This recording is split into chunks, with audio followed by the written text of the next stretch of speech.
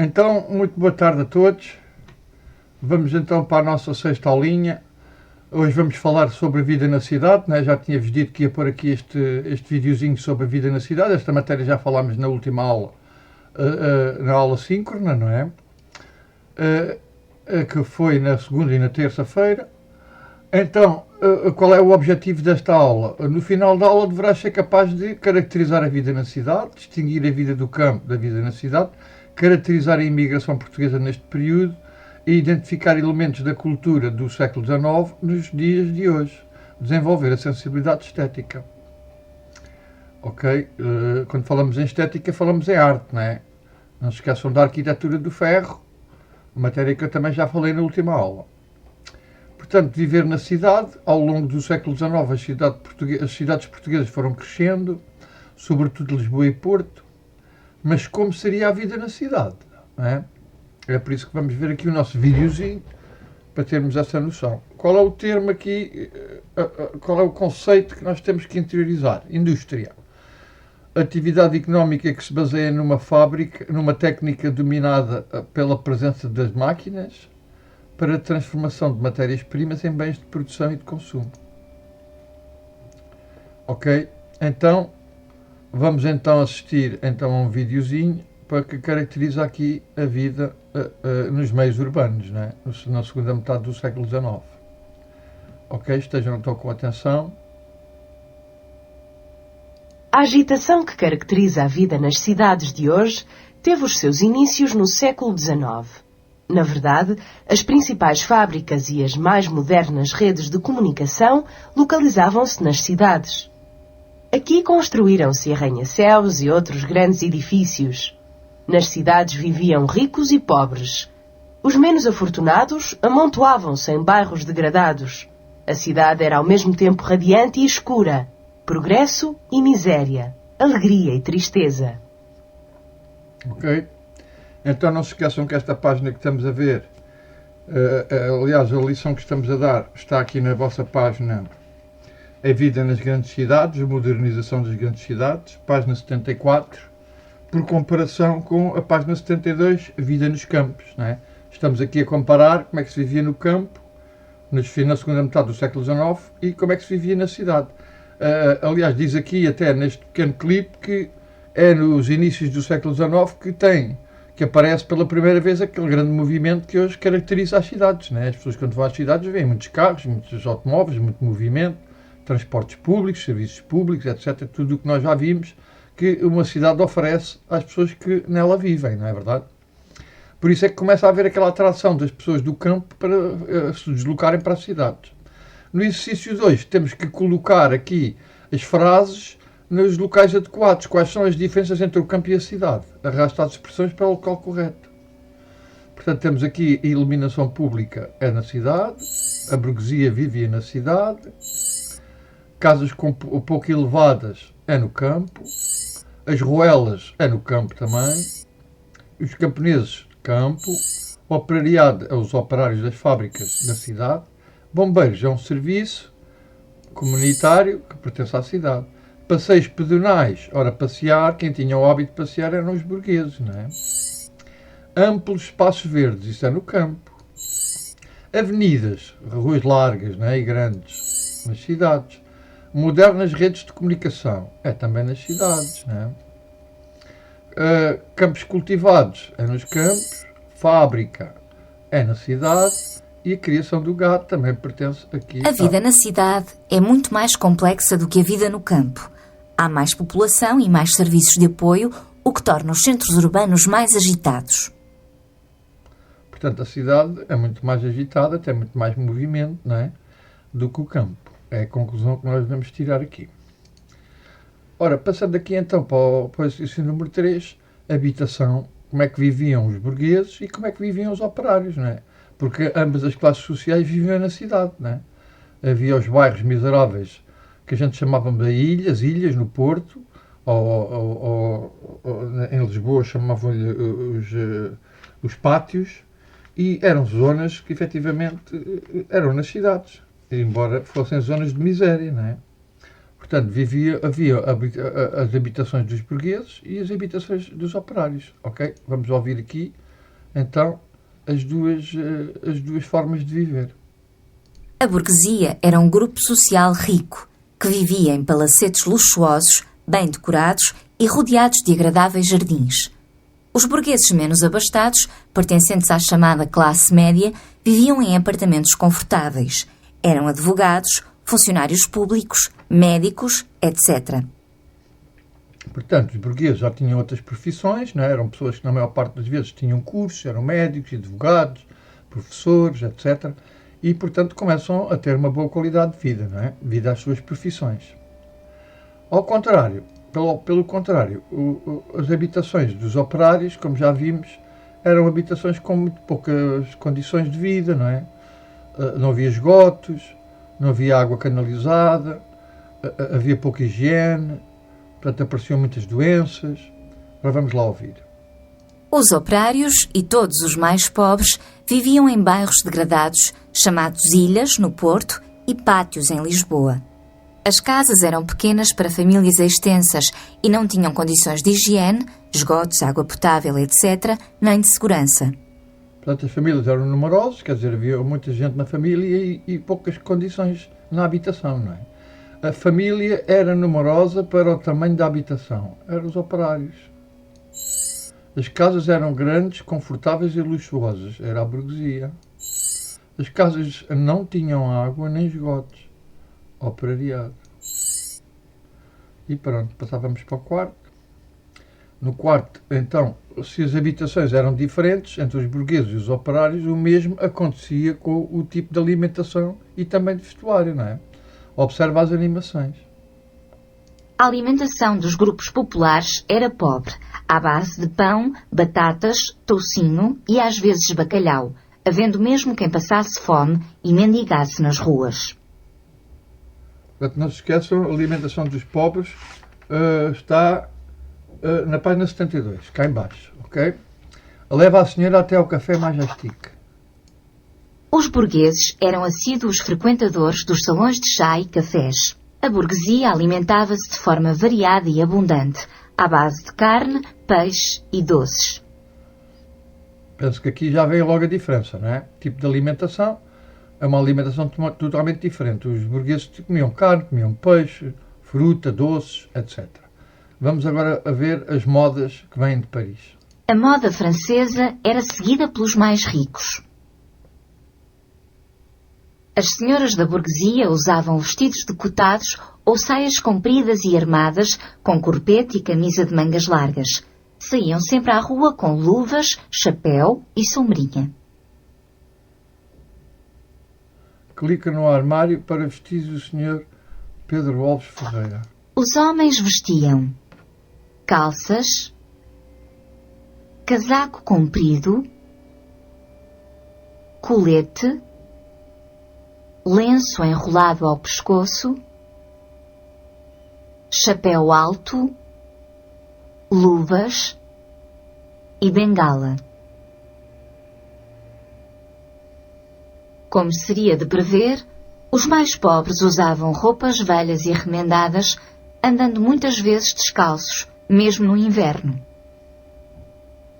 Ok. Portanto, analisadas estas situações, né, da alimentação, da habitação e do vestuário, vamos passar então para o exercício número 5. Ora, o exercício número 5 é constituído então por frases verdadeiras ou falsas, classifica as afirmações de verdadeiras ou falsas. A moda francesa era seguida pelos grupos operários, falso. As sombrinhas eram indispensáveis às vendedoras de rua. As sombrinhas, falso. O chapéu e a bengala faziam parte da moda masculina, verdadeiro. Os operários frequentavam os cafés, falso. No século XIX já havia mendigos nas ruas, verdadeiro. A moda feminina era bastante complexa, com saias compridas e armadas, corpetes, mangas largas, verdadeiro. E tínhamos o exercício seguinte concluído. Passaríamos para o sexto. Ao longo do século XIX as mentalidades dos portugueses alteraram-se, passou a haver maior preocupação com o lazer, né, com o tempo livre, o bem-estar, com os divertimentos, etc. Observa as imagens e escuta as locuções. Portanto, temos aqui os passeios, vamos ouvir os passeios. Este é um fantanário do Jardim do Palácio de Cristal, século XIX, século XX, Porto. Os passeios ao ar livre eram divertimentos que agradavam a todos. Em Lisboa, caminhava-se pelo passeio público e no Porto, pelos espaços verdes. Portanto, os passeios, muito importantes, tanto na cidade do Porto como em Lisboa. Vamos ver agora o interior do Teatro Nacional de São João, também no Porto. Os espetáculos de teatro, ópera e tourada eram muito apreciados pelas famílias mais abastadas, as únicas que tinham rendimentos para adquirirem os bilhetes e apresentarem-se com trajes requintados. Portanto, era um espetáculo mais requintado para as classes mais altas, a burguesia, da nobreza, e geralmente o rei e a família real assistiam também aos teatros e estes espetáculos. A praia.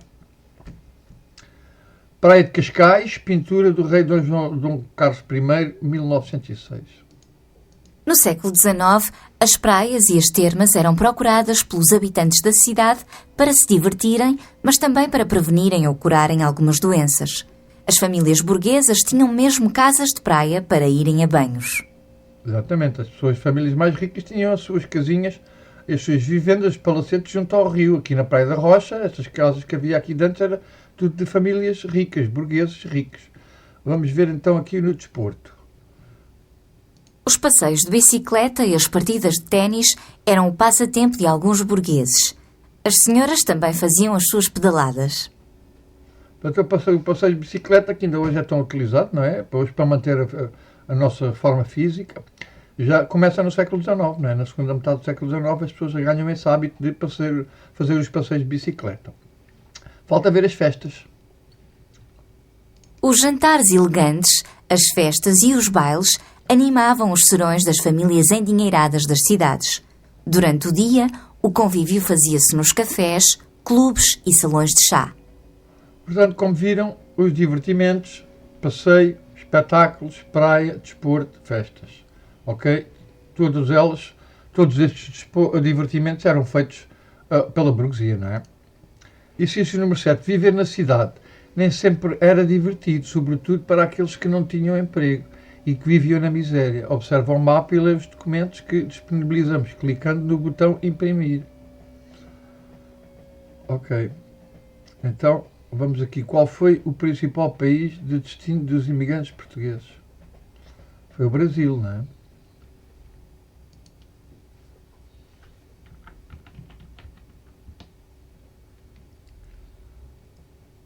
Brasil. Mas ele quer com letra grande? Antigamente era com letra grande, ele agora quer com letra grande. Seleciona uma das razões da escolha deste destino. Portanto, porque é que as pessoas imigram sobretudo para o Brasil, a maior parte dos portugueses? O Brasil está geograficamente mais próximo? Não. Não era por isso. No Brasil fala-se a mesma língua, assim e sim. De que região partiu o maior número de imigrantes? Do norte, do centro ou do sul? Eu acho que é do norte, mas não tenho a certeza. Do sul também partiram muitos. Alentejo e Algarve. Mas do norte partiram mais. Como se designavam os imigrantes portugueses que regressavam ricos do Brasil? Eram os brasileirados. Eram os brasileirados. Olha, não era, não.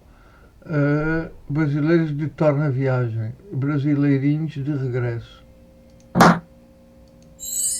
Olha, não sabia esta. Brasileirinhos de torna viagem. No texto aparece lá este termo, brasileirados, não sei se recordam. E depois aqui carregava-se a imprimir, para imprimir a documentação, que eu não sei o que é que eles têm para aqui para misturar. Não sei se vocês estão a ver, imigração na segunda metade do século XIX, os principais destinos, é o documento, mas em grande, não é? Vejam os destinos, Estados Unidos da América, Brasil e África. Ok.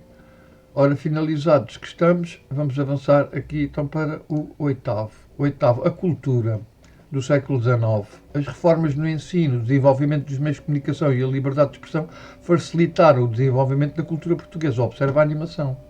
Nos finais do século XIX, o ferro e o vidro foram os novos materiais utilizados na construção de vias de comunicação, como as pontes, e de edifícios, como mercados e pavilhões para exposições.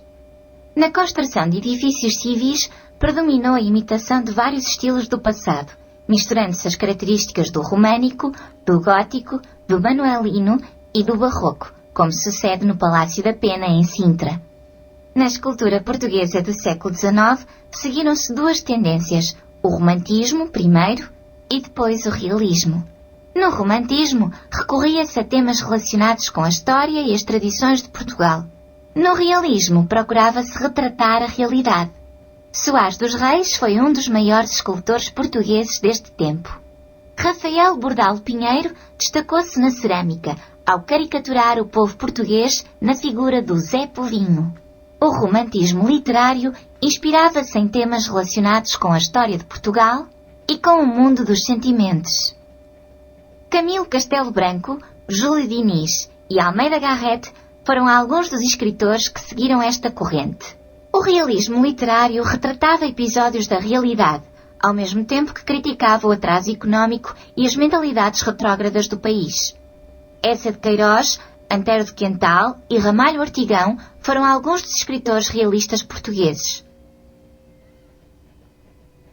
Ok, essa matéria está na página 80 e 81.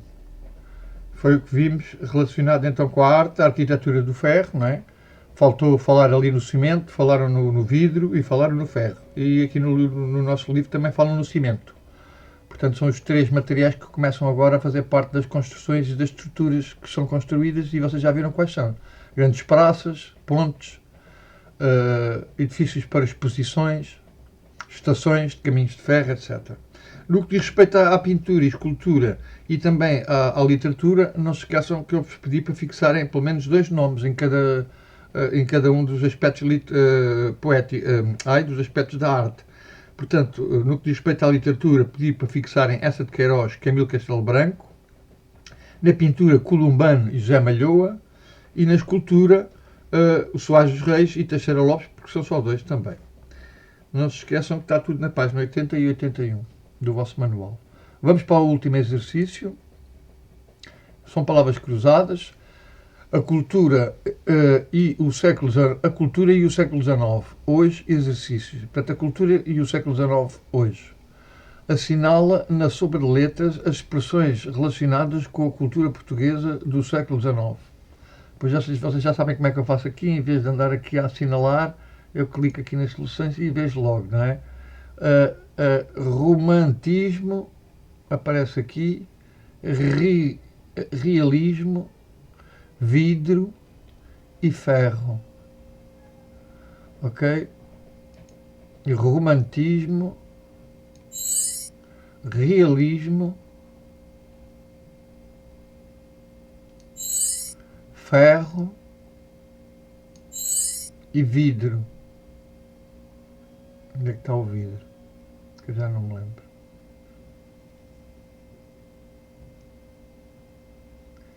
Estava por aqui alguns o vidro. Ou não era o vidro? Era vidro. Pronto. E agora assinala as imagens que representam elementos da cultura do século XIX e que fazem parte da nossa cultura ainda. Aqui, Mercado de Ferreira Borges. Amor de Perdição. Casa da Música. Não, esta aqui não existia no século XIX. A estátua de Dom Afonso Henriques existia. Escultura também não existia. E pronto. E tínhamos a aulinha terminada, foi rapidinho. Foi só para revermos esta matéria da vida urbana na vida nas cidades, ok? Então, até à próxima aula e obrigado a todos por terem assistido. Portem-se bem não se esqueçam que segunda-feira ou terça temos aulas às 8 da manhã, ok? Beijinhos e abracinhos para todos. Obrigado.